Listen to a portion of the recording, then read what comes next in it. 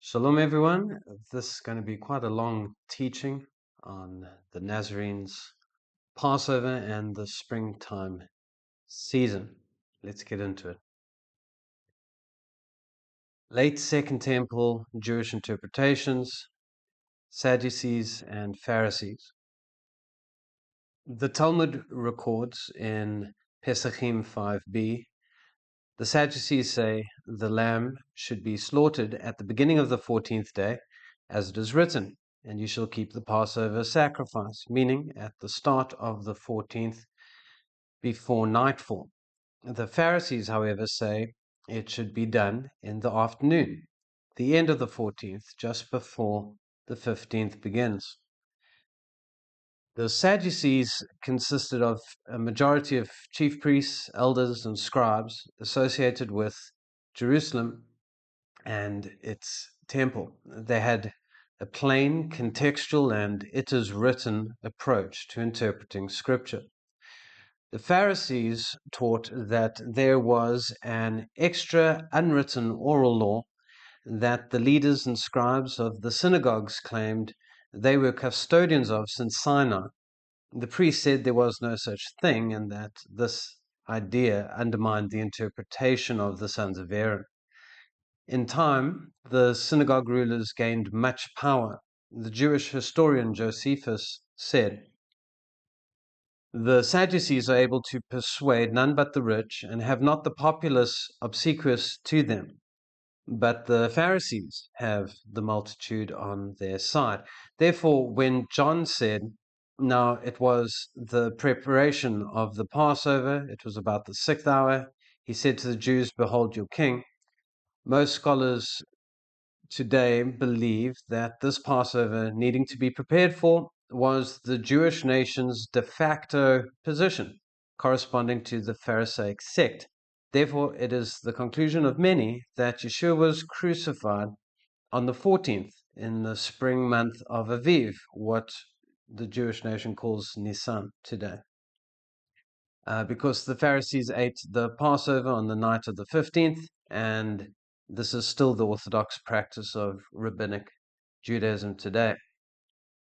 Thus, when John points to sunset after the crucifixion being the start of a high day, that day is believed by most to be the high day on the 15th. That was the start of the Feast of Unleavened Bread. General and specific terminology. In the law of Moses, the broad holiday season from the 14th to the 21st was a general time called observing the month of Aviv, or the season you came out of Egypt. By the time of the Gospels, the general season was called Passover, the Feast of Unleavened Bread, and the Feast of the Passover. Now, despite this blended use of terms in the Second Temple period, the Passover and the Feast of Unleavened Bread were originally taught in the law of Moses as distinct from each other. An example is from Numbers chapter 28, and there we read, "On the 14th day of the first month is Jehovah's Passover, and on the 15th day of the month is a feast. 7 days shall unleavened bread be eaten." The gospel writings often speak with these later blended uses of the Second Temple period, yet still you can see the distinction of the Passover and the Feast of Unleavened Bread. For instance, when the leaders plotted to kill Yeshua, they said, "Not on the feast day, lest there be an uproar among the people." This demonstrates still a discernment of difference between the day of the Passover and the official arriving of the Feast of Unleavened Bread. It also demonstrates that the crowds arrived the next day in accordance with the nation doing the Pharisees' interpretation. The time to slaughter. The Sadducees and Pharisees both believed that calendar days were to begin and end at sunset. They also agreed the slaughtering of the Passover was to happen on the 14th day at a time called Bein Ha'arbaim, In the Torah, this Hebrew phrase was a very specific time. It was when Aaron was commanded to light the lamps of the menorah, when the quail was described as roosting in the wilderness, and when the evening sacrifices were to be offered. Now, conservative Jewish translations say this period refers to twilight or dusk. These Jewish publications state this despite the pressure of what is still the majority opinion of Rabbinic Judaism, that the term refers to afternoon or late afternoon. Nearly all translators of the Bible are reluctant to make Bein Ha'arbaim a time before sunset.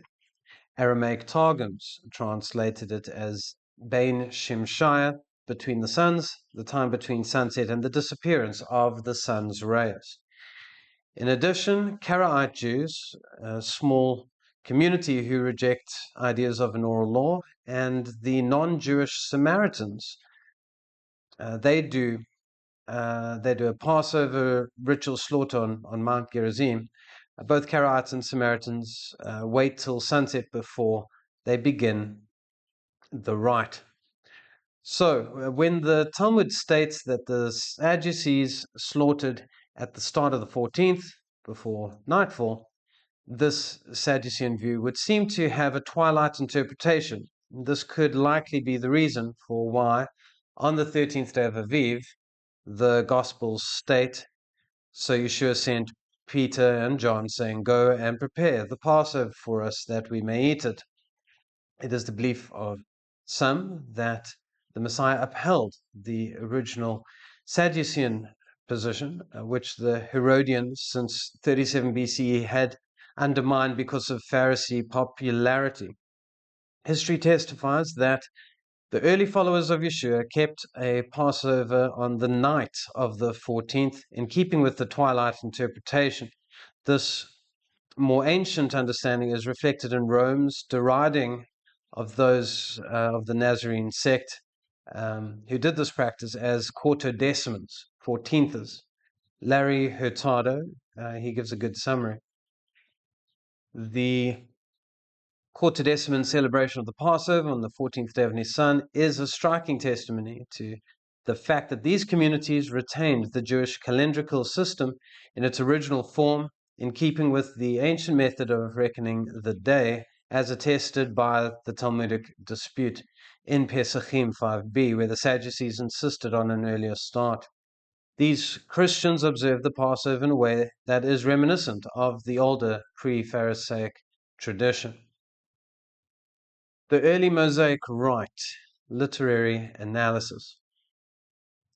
Eusebius, the early church historian, said, "For they continued to observe the worship of the law, and they did not hesitate to worship in the temple, keeping the feasts of the Jews, and were zealous in the law of Moses."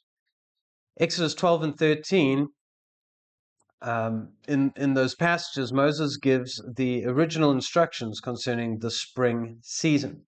These passages are what conservative text critics call an historical legal interpolation, and that Moses took storytelling passages into which he mixed ordinance passages. Now, chapter 11 ends with Moses' last conversation in Pharaoh's presence. The storytelling then continues in chapter 12, in verse 21. With the general story of the night of the Passover, it then flows into the Exodus description of how they came out and routed the Egyptians, and then ending at verse 41 with the story for how we get the unleavened bread of the Feast of Unleavened Bread. It only starts up again in chapter 13 and verse 17 as Israel continued to head towards the Red Sea. The two big chunks in between are the legal interpolations woven in through Moses' editing. These are not concerned with chronology, but are legal passages related to the general season, each chunk having a Passover passage and a Feast of Unleavened Bread passage. The storyline Um, um, the Passover passages are believed by nearly all scholars to be detailed instructions that in the storyline were given by Moses before Israel had left Egypt, and the Feast of Unleavened Bread passages were written after Israel had come out. Therefore, in Exodus 12, there are essentially three passages that are about the Passover. 1 to 13 is a legal passage with specific detailed ordinances. 21 to 28, we have the general narrative and the storytelling, and verses 42 to 50 as another legal passage with specific details. Now, looking at these passages, the Passover is detailed as a sacrifice on a household level. The whole congregation of Israel was to perform specific ordinances around a Pesach offering so that God would pass over, skip, or spare that night's judgment for those who applied the blood to the lintels. The sparing offering was done by a unique kingdom of priests, as Philo would write in the 1st century AD. Now, at the Passover festival, all the people of Israel take part in the sacrificial rites, and they offer their sacrifices not with the help of priests, but by themselves, offering them as if they themselves were priests, and this commemorates the time when they were delivered from Egypt. This was another point of disagreement between the Sadducees and Pharisees, as the Talmud says. The Sadducees do not accept the Pharisaic view that the Passover lamb should only be offered in Jerusalem, the temple sanctuary, specifically. Instead, they uphold the original practice of offering it in the home. However, as Baruch Levine says in the JPS Torah commentary, the phrase "before the Lord," lepini yeva, consistently refers to sacrifices brought before the divine presence, which in Deuteronomic and priestly tradition means at the sanctuary or altar. However, the Passover is exceptional. It is to be sacrificed in the place that he will choose, a phrase used uniquely in Deuteronomy to refer to Jerusalem as a city-wide designation rather than the precise location of the altar. And so just as Aaron and his sons, the priests, ate of offerings and they were to be eaten with unleavened bread, so too the Passover offering was eaten with unleavened bread. And just like temple sacrifices required no removal of yeast or leavened bread from dwellings in order to eat of them, so too there's no requirement for this level of preparation for the Passover. The idea of getting rid of the lump of yeast, the loaves of leavened bread, and eating unleavened bread with all meals for 7 days, this instead comes from the passages concerning the Feast of Unleavened Bread. The 14th day. The most general descriptions of the day on which the rites of the Passover were to be performed were referred to as on the 14th day of the first month. The priest's interpretation would keep all the major rites of the Passover on the 14th day. When going back to the passages detailing the household sacrifice, we note that there is nothing about keeping the Passover on a Shabbaton, a high day, the Passover being on a day that forbids melechet avodah, regular work, or a day requiring mikra kodesh, holy convocation. Those key high day elements are found instead in the first Feast of Unleavened Bread passage and are reiterated in later texts like Leviticus 23 and Numbers chapter 28. The Sadducean view would have a Passover sacrifice on a common day. Now, this is not a unique idea. When Israel offered the first fruits of the barley harvest, this also was not by default a high day, to many a Christian surprise.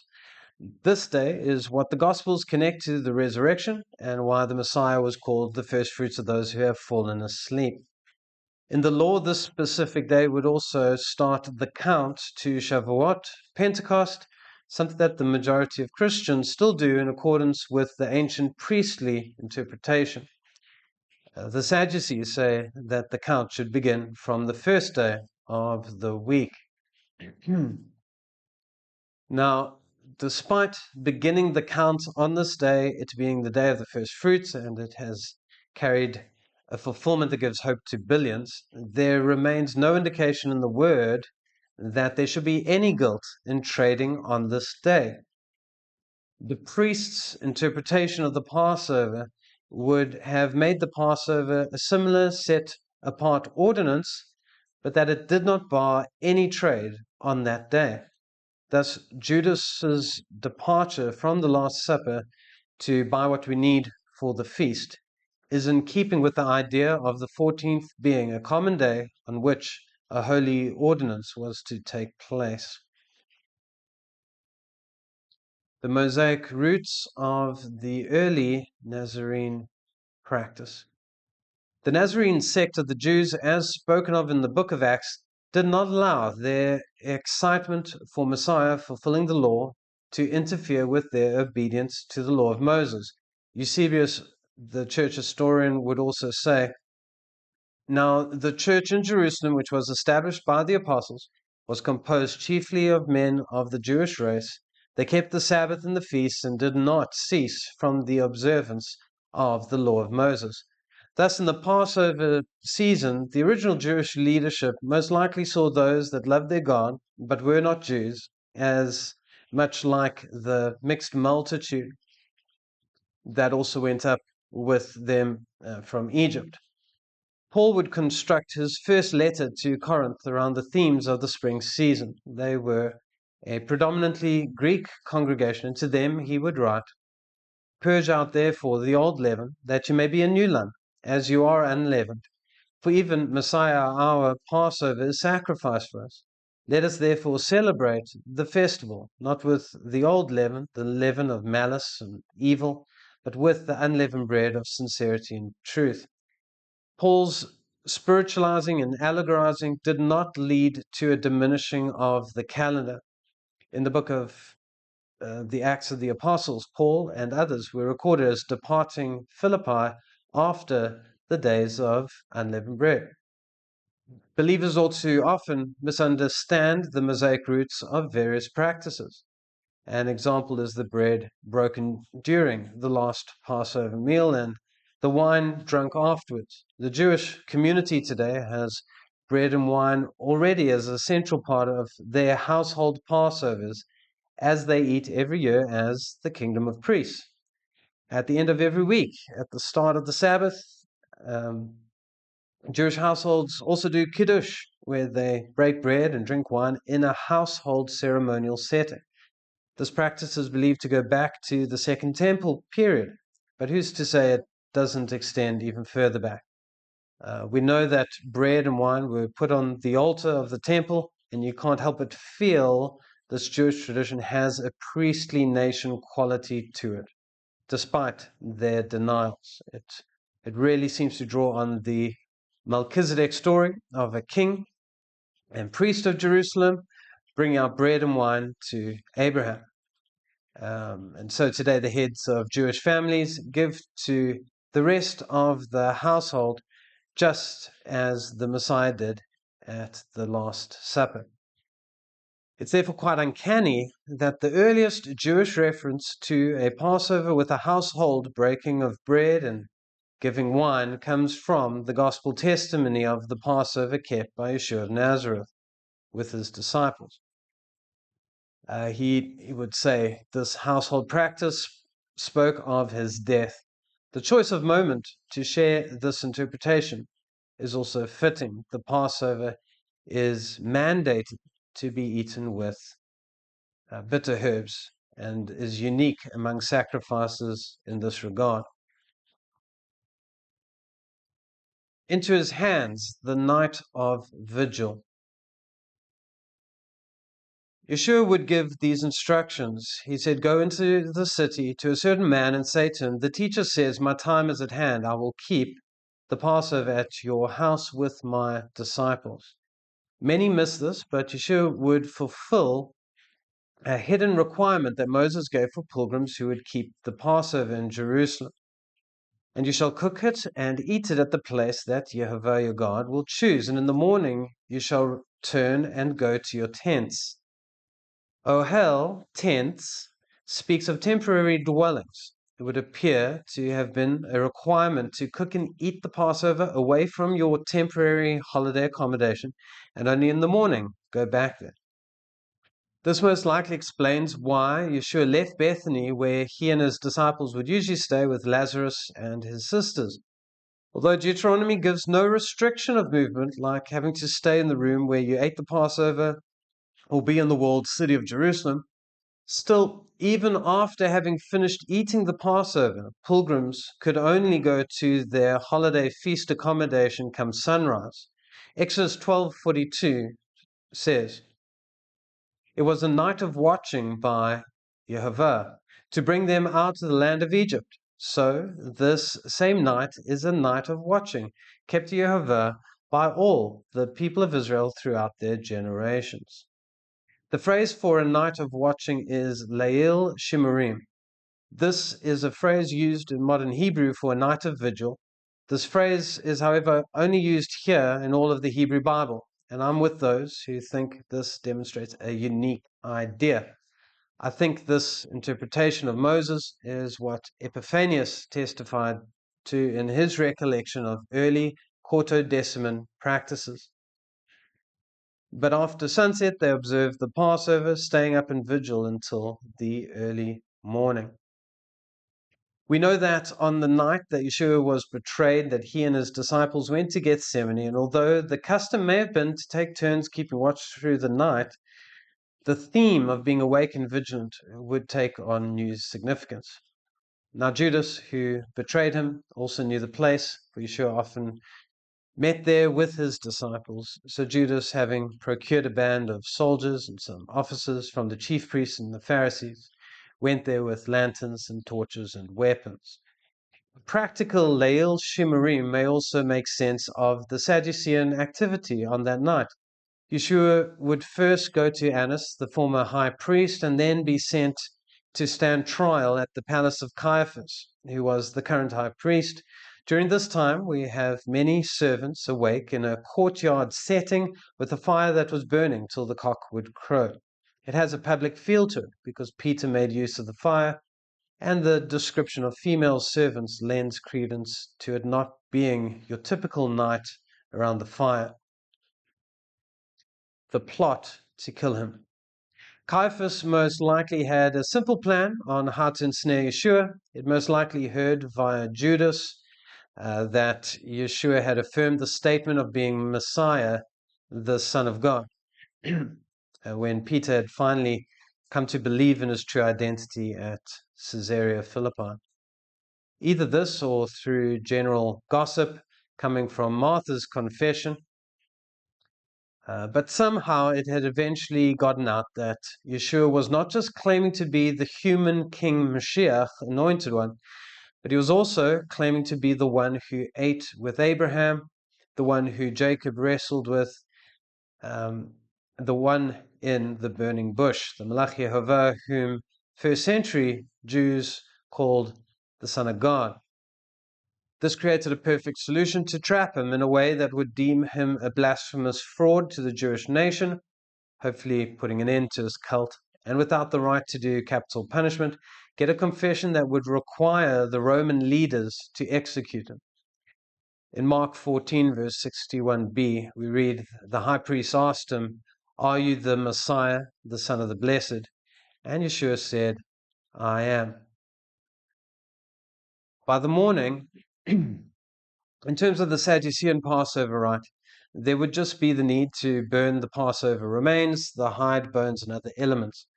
Most chief priests would, however, need to catch up on a lot of sleep. They would need to get back to the Temple Mount that afternoon.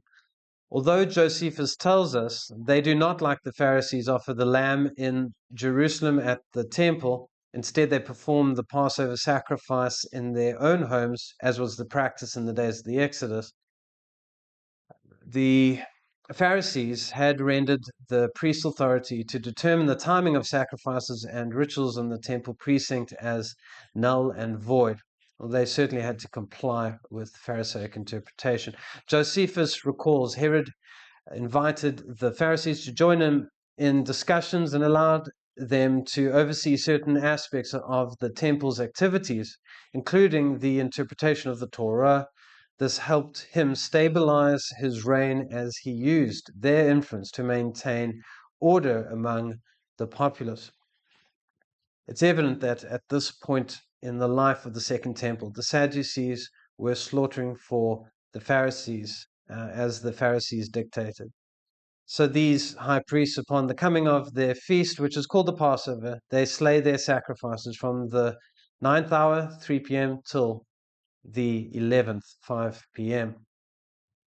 The Pharisees, in contrast to the chief priests, would have slept well the night of Yeshua's trial. Their popularity was most likely drawn upon in the morning to mobilize crowds from the surrounding synagogues to arrive early in Jerusalem to take Yeshua to the Romans before the majority of the nation would arrive at the middle of the day. As they made their way to Pilate, the general makeup of the crowd at this point was of those who would still need to keep the Passover. As John would write, then led they Yeshua from Caiaphas unto the hall of judgment, and it was early, and they themselves went not into the judgment hall, lest they should be defiled, so that they might eat the Passover. The crowds would pressure Pilate in a few ways to have Yeshua killed. According to the Jewish leaders, they believed he should die for blasphemy. Feast time had multitudes coming up to Jerusalem, and there was always the threat of uprisings. Preparation for the Passover meant the people wanted to deal with this issue quickly. But it was how the chief priests and other Jewish leadership leveraged the Messiah King confession that was the tipping point for Pilate. The Jews cried out, "If you release this man, you are not Caesar's friend. Everyone who makes himself a king opposes Caesar." So, washing his hands for political expediency and public pressure, and after already having had him scourged, Pilate sentenced Yeshua to be crucified for being king of the Jews. The serpent on the tree. The typology leading up to Yeshua's death was less sin offering, peace offering, or Passover offering. It was more, cursed is everyone that hangs on a tree. For our sake he made him to be sin who knew no sin. And as Moses lifted up the serpent in the wilderness, even so must the Son of Man be lifted up. There is only one other slaughtering of similar defilement found in the law of Moses, and it too would take place through the course of the day. In Genesis 15, Abraham was told to take clean animals and divide them in two, making a pathway. Abraham would make these beautiful clean animals unclean. They would be peger, corpses, for there was no fire burning them. And this led to a day where Abraham chased away wild birds as they ripped the flesh off these carcasses. At some point, we read, as the sun was going down, a deep sleep fell on Abraham, and behold, dreadful and great darkness fell upon him. A covenant would be ratified between God and Abraham's seed. However, where usually both parties would walk between the pieces, only the burning lamp person, only the smoking oven individual walked the line. In Jeremiah 34, we learn what the one who walked between the pieces signed up for. I will make them like that calf they cut into and passed between its parts. I will even give them into the hands of their enemies and into the hands of them that seek their life. And their dead bodies shall be for meat unto the fowls of the earth and to the beasts of the earth. We know that when Yeshua died, there hung a cursed corpse of flesh flanked by wicked men at the place of the skull. There, I believe, the messenger in the cloudy pillar, the angel of the presence who redeemed and led Israel out of Egypt, there he died in human flesh. Although not your typical Passover offering, I believe this gift of God would spare, exempt, and cause great judgment to pass over many. Becoming the saved of Israel, the Pharisaic slaughter.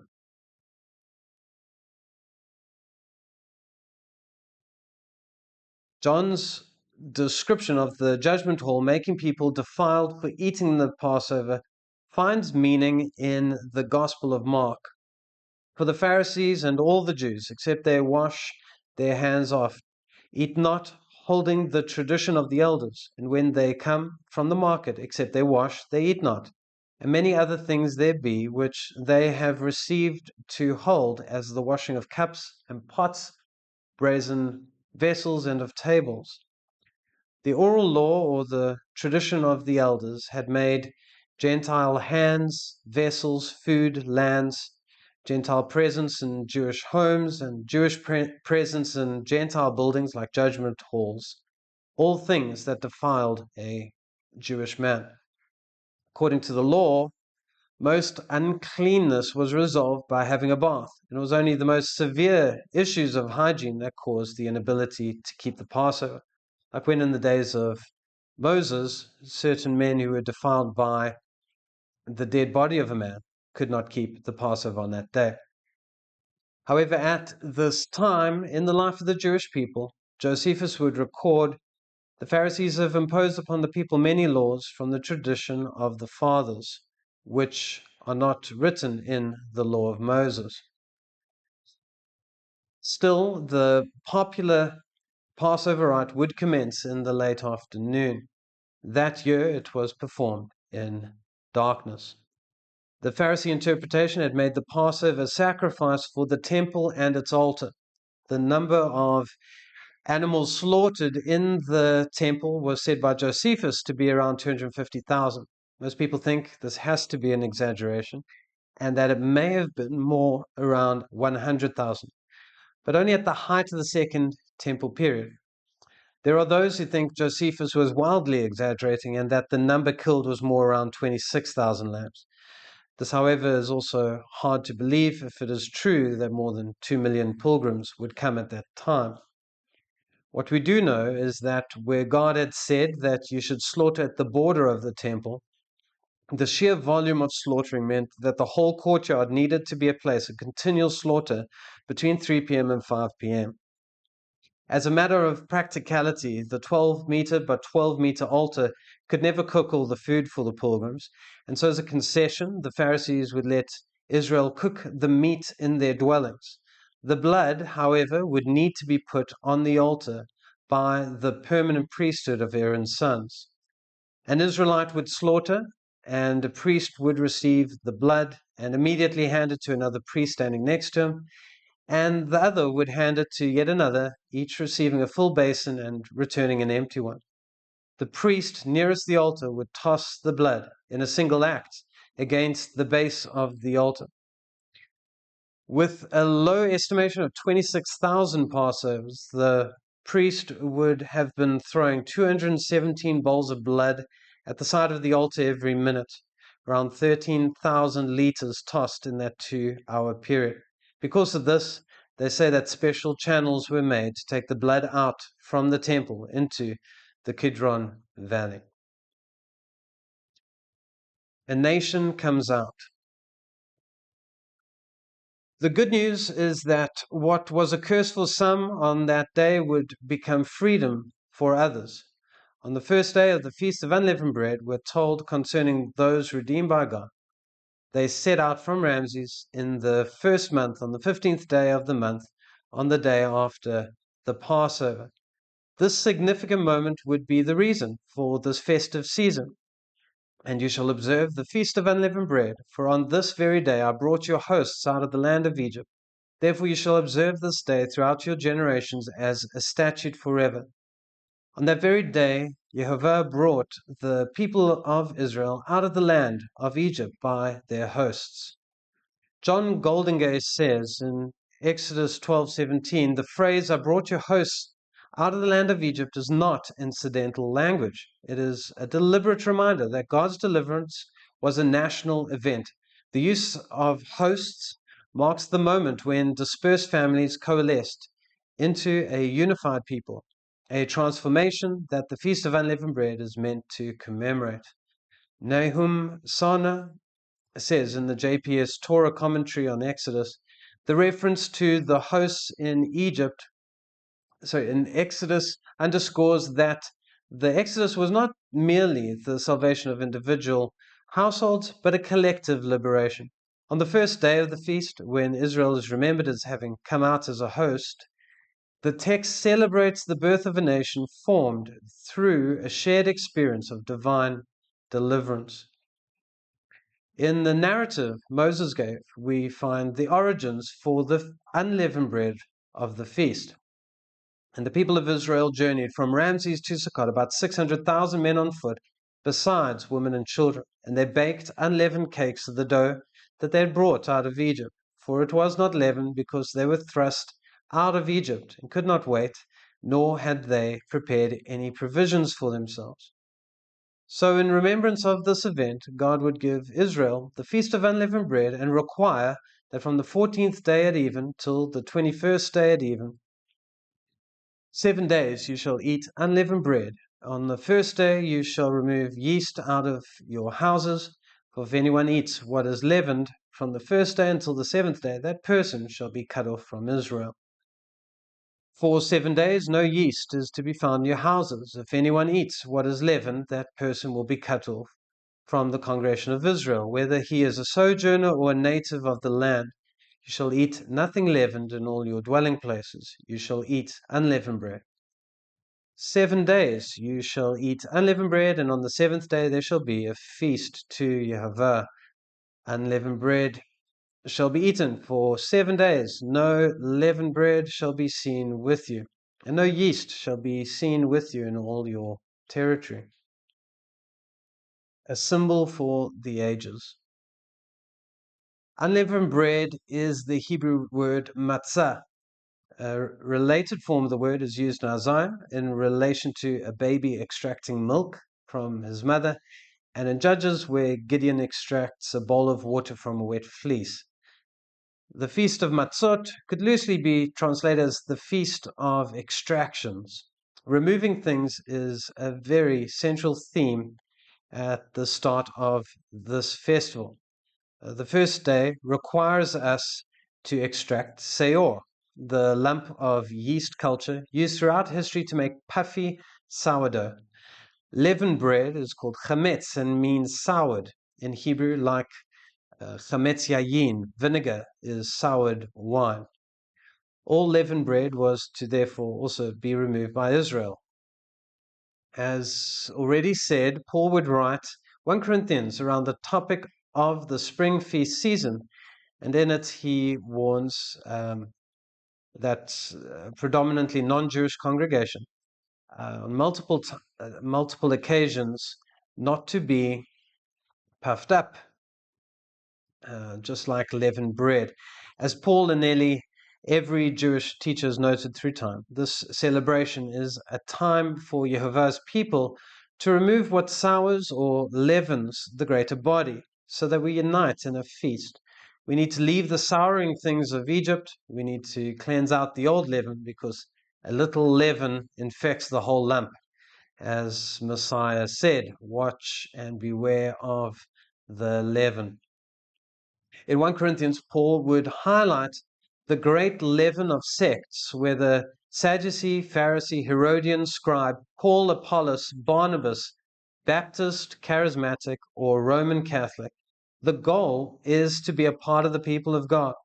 Paul would point that for Israel and its commonwealth, there are two most important people that we must respect. To the Corinthians, this Jewish apostle wrote, "For I do not want you to be unaware, brothers, that our fathers were all under the cloud and all passed through the sea, and all were baptized into Moses in the cloud and in the sea, and all ate the same spiritual food, and all drank the same spiritual drink. For they drank from that spiritual rock that followed them, and that rock was Messiah." For believers, particularly non-Jewish believers, there is the need to try and understand the commandments as revealed by Moses. Leaven will cause us to not understand that the commandments are about obedience and a good path to walking in the Messiah's ways. The leaven of typology and fulfilment that is used to diminish Moses needs to be extracted. You cannot claim an apostolic faith without removing disrespect for Moses' words, as Yeshua said, for if you believe Moses, you would believe me, for he wrote of me. But if you do not believe his writings, how will you believe my words? Yet, Paul also understood there is another important figure that we sometimes miss, the one hidden in the cloud, a cloudy topic for all Israel through the course of time, one asking, "Who do you say that I am?" This rock of our salvation who followed us through the sea, the one who got between us and Pharaoh, and in whose strength we passed through the waters. Then the messenger of God who's going before the host of Israel moved and went behind them, and the pillar of cloud moved from before them and stood behind them, coming between the host of Egypt and the host of Israel. And there was a cloud, and there was the cloud and the darkness, and it lit up the night without one coming near the other all night. The Jewish nation may think Christians just read Jesus into everything, but that does not stop the need for the Jewish nation to not just know Moshe, they need to seek to understand the one who the Father said, "My name is in him," who Hosea said, "Jehovah is his memorial," who Isaiah saw with his eyes in glory, and who Ezekiel saw as a man on the throne. Perhaps it is the Christians that have the leaven. Perhaps Paul's words of the Son of God, born of a woman, is blasphemy, as Caiaphas said. Yet the goal is still to understand the one in the cloud, who Malachi said will come to his temple, who Zechariah described as Jehovah's feet that will touch the Mount of Olives, and Ezekiel described as the one whose voice is as the sound of many waters. His hand redeemed Israel, and I believe his body was on that tree. Many blessings and shalom.